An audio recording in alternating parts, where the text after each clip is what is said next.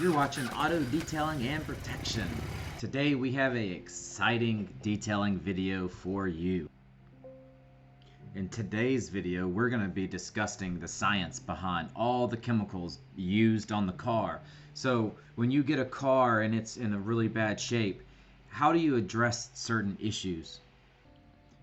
As a detailer, you'll realize that there's many different methods and ways to detail a vehicle. But knowing the best way to detail a vehicle will reduce your time greatly. I hope you learned something from this video, so let's begin. I am doing an inspection of the outside of the vehicle just to see if I can see what's going on and what kind of wash that it needs. Do I want to strip it completely? Do I want to protect some kind of coating that's already on the car? What kind of damages are on the car? And as you can see from this, it is really bad with some kind of water spot. I think that is sprinkler damage. In many areas, sprinklers will have unfiltered water, and it's like really bad water. So if you do get that on your car, it causes severe water spots. There's 3 different types of water spots: 1, 2, and 3. The first type of water spot you can get off with probably rubbing alcohol, vinegar, Dawn soap. It basically can come off maybe with a good wash. The second needs to be polished, if not buffed, because it's been sitting on there for a long time. They're inside the actual water spots, or the water drops, are minerals. Those minerals get contaminated, and all that gets put into the clear coat and paint. Then you need something like Iron X or something to dissolve it, which is what rubbing alcohol does. Or you could use vinegar, which would help break it down so that you can agitate it and get it off of the car. The third type of water spot is when it's been on there for so long, the minerals and contamination have already ate through the clear coat and damaged the clear coat to where it requires wet sanding. Wet sanding is very timely. You want to try to stay away from that as much as possible. We're just doing a walk around showing off the foam. I use Mr. Pink from Chemical Guys. I'm not a really big fan of the brand, but they do make a good car soap. It has gloss enhancers in the soap. It's pH level 7. I'm rinsing the car off right now, and I'm just assessing to see if I got everything. I do know that I have to use Dawn soap to help break down and get all those water spots out as much as possible before I look at the car and dry it off and to inspect it. So now we're getting ready to inspect the car. Once the car is completely dry, which is what we're doing right now, you can really see everything if you have the correct lighting setup. But I'm using a Ego that I bought, I believe, from Lowe's, and I absolutely love it. This blowgun saves me, I think, around 45 minutes is what I calculated with drying the car. And after inspecting the car, I noticed that there were recent scratches all over the car where someone tried to get the water spots and the damage out of the car themselves, and they damaged the car, and that's when they decided to call me. This car most definitely was sitting in the sprinklers for a long time. It has caused a lot of damage on this car. The Dawn soap, vinegar, it was very difficult to get out of this car, but we did it. Just wait until the end. Watch how amazing the transformation is with this car. Here is my go-to, Meguiar's, for cutting and polishing. I'm also using Meguiar's pads. I'll probably never change that with my detailing. I love Meguiar's. It's one of my favorite brands. Adams is my second favorite brand.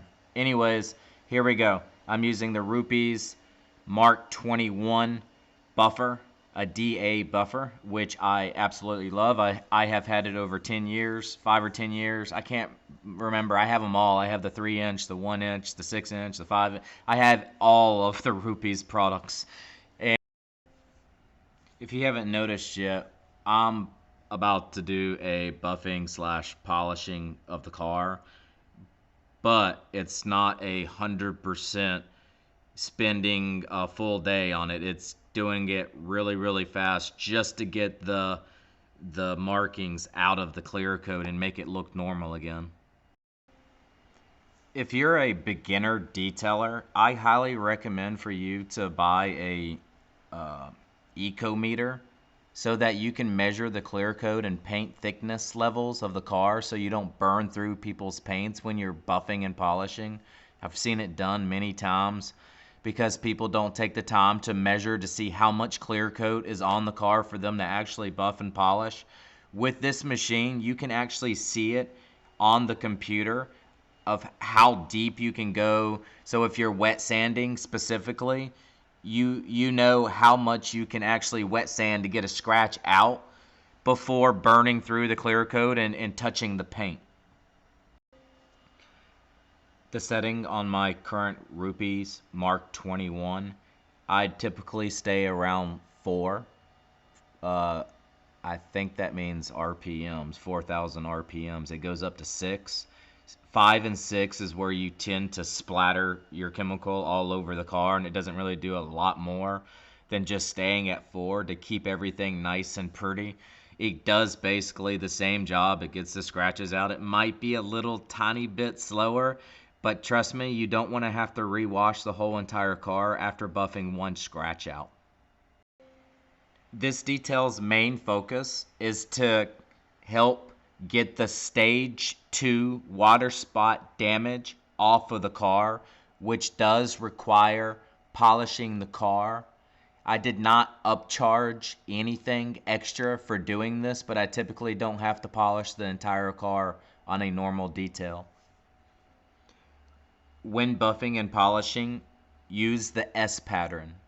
Go pretty slow and form a S, 3 straight lines. Then do the opposite. You go 3 straight lines horizontal, 3 vertical lines. Then I typically do 3 horizontal just to be safe. And then I take a completely clean rag and I wipe up the chemicals off the car and I check my work. You do need to buff and polish.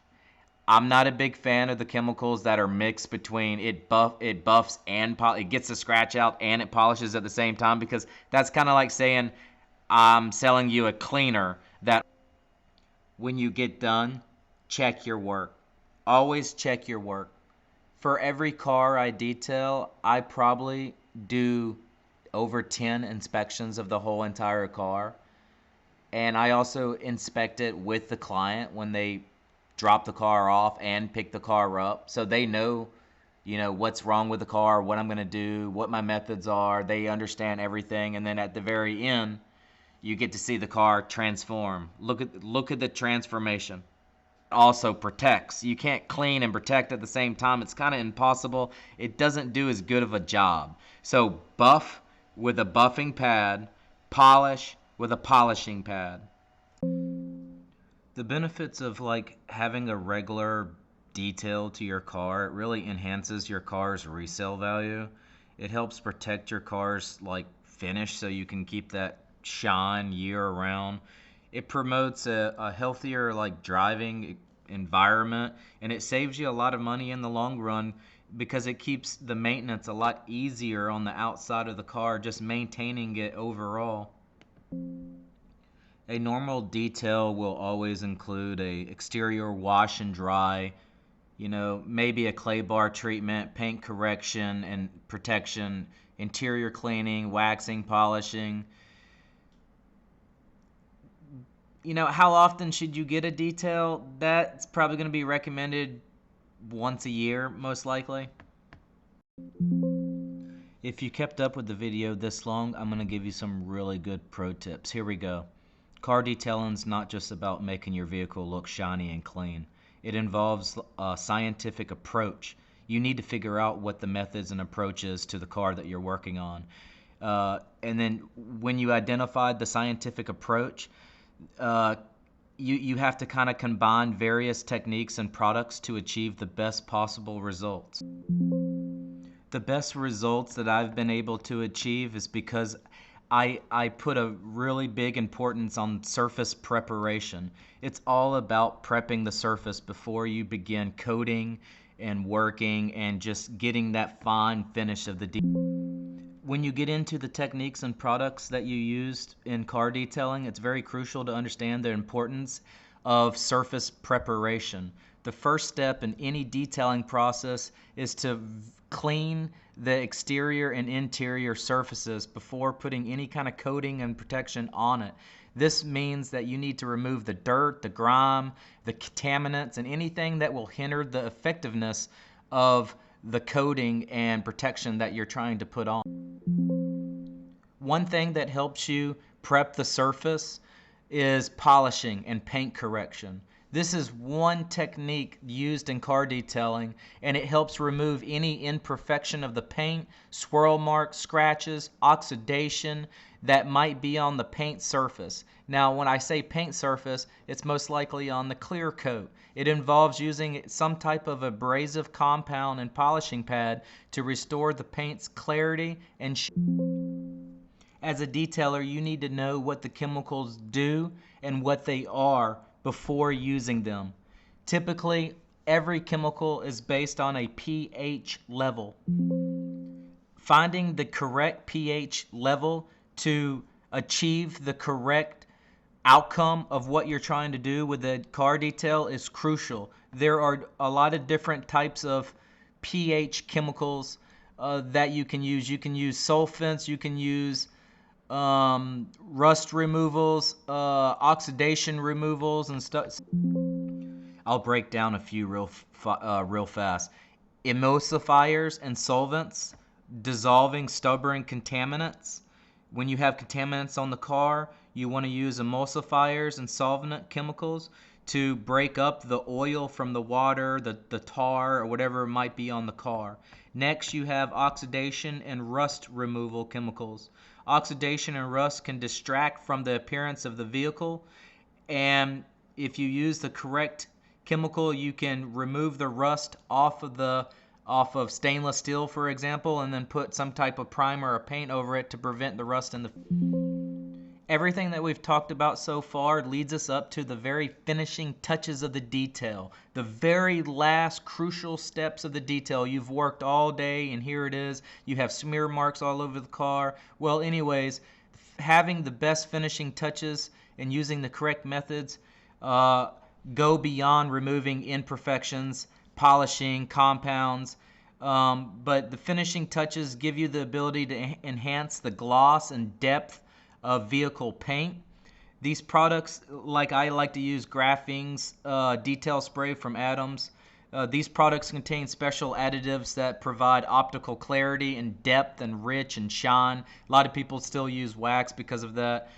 But you have to kind of be careful when selecting the correct polishes and compounds if you want to amplify the visual impact of the vehicle's paint.